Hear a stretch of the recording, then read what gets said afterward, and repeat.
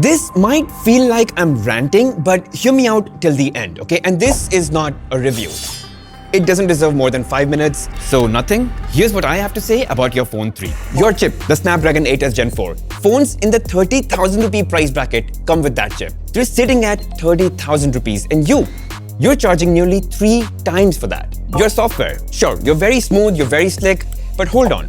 Your own phones in the 20,000 rupee price bracket, they're also very smooth and slick. But you're still not as fluid as Oxygen OS, and you're definitely quite far away from the massive set of features and functionality that One UI Samsung phones offer. Your display, sure, it's great. I mean, it's really good, nice and bright, but it still doesn't match up to the Galaxy S25, which, by the way, is more affordable than you and comes with Snapdragon 8 Elite. Your battery, you're using silicon carbon, but then you're still not giving more than 5,500 mAh. Why? I mean, look at the OnePlus 13s. It's smaller than you, more affordable than you, more powerful than you, and still gives more battery. Or look at the X200 FE. Again, smaller than you, 6,500 mAh battery. Your durability, again, doesn't match up with flagships at this price. I mean, sure, IP68, that's great. But you're still giving Gorilla Glass 7i, not Victus or Victus 2. And then your cameras, we'll come to that. Hang tight. So what are you doing sitting at 80,000 rupees? What is different about you? Look, I'm not saying that nothing needs to nail down every spec by comparing with, the top spec of every phone in this price segment, but at least match up in something, or if nothing, lead in something. What is it that you have that justifies that 80,000 rupee price tag? And please don't say design. I mean, that is honestly a cry for help. It begs to be fixed. Yeah, it's ugly. And actually, someone tried to fix it. Or maybe it's that glyph matrix at the back. The fact I can spin the bottle, or play rock, paper, scissors, or play magic 8-ball, or start a stopwatch, that is what's different about you. Now look, I agree that there are other phones in this price segment that feel pricier and they don't sell a lot, but they still have something very useful to offer. Like, look at the Moto Razr 60 Ultra. It's a 90,000 rupee phone, but it's got a Snapdragon 8 Elite and it flips. It's a flip phone, a whole other engineering required to do that. Or take for example the Oppo Find X8 Pro, the Vivo X200 Pro, the Xiaomi 15 Ultra. I mean, they might seem pricey to you, but hey, they all pack flagship specs, actual real flagship chips, and they have absolutely crushing camera systems. You've got nothing.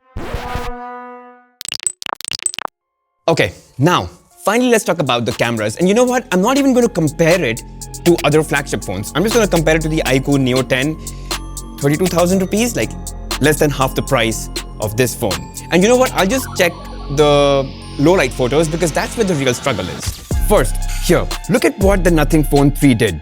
Completely overexposed the light over here.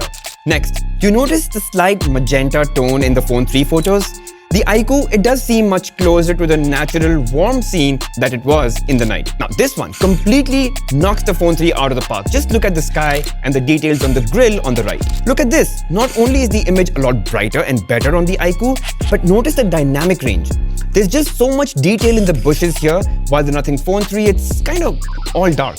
I mean, I'm not even going to sit and explain this one, this is obvious. Here, notice how naturally the artificial light is being captured. The greens in the bushes, and at least you can see the stairs over here. Now look, my aim here is not to do a full-blown camera comparison between this and other phones in different lighting situations, in different modes. The point is that you're charging 80,000 rupees, and you can't even beat a phone that's less than half your price. What are you doing?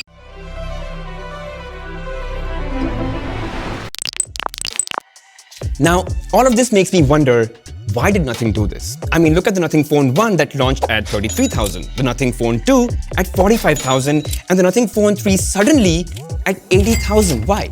I mean, it's the same kind of phone with a very similar approach to design, cameras, and the chip.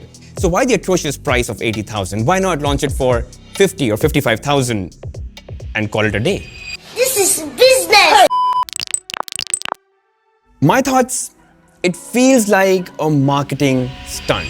Make a design that's odd, non-symmetrical, hurtful to the eye, let people talk about it. Remove the glyph lights that people actually liked, Throw in a new toy, the Glyph Matrix. Let people talk about it. Price it so high that people talk about it. You see how it's all coming together?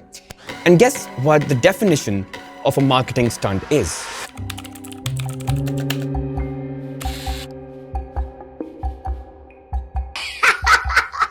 I'm rich.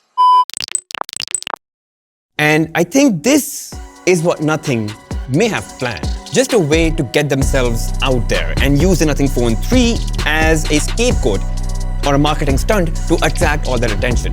But I do feel sad for the phone. I mean, it's a really good phone. It just happened to be priced wrongly. This at 45,000 or 50,000 was actually a really good phone. But I'm done. The 5 minutes or maybe 6 minutes that this phone deserved, or maybe it didn't. Let me know in the comments.